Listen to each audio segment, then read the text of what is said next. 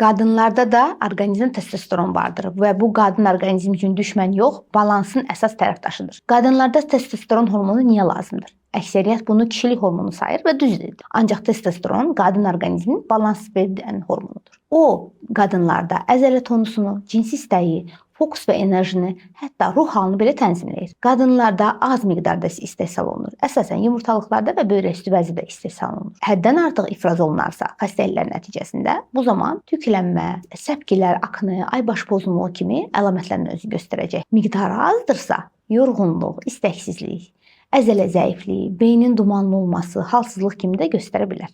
Yəni məsələ testosteronu azaltmaq yox, onu balansda saxlamaqdır. Elmi mənbələr deyir ki, optimal testosteron qadın sağlamlığının səssiz dayağıdır.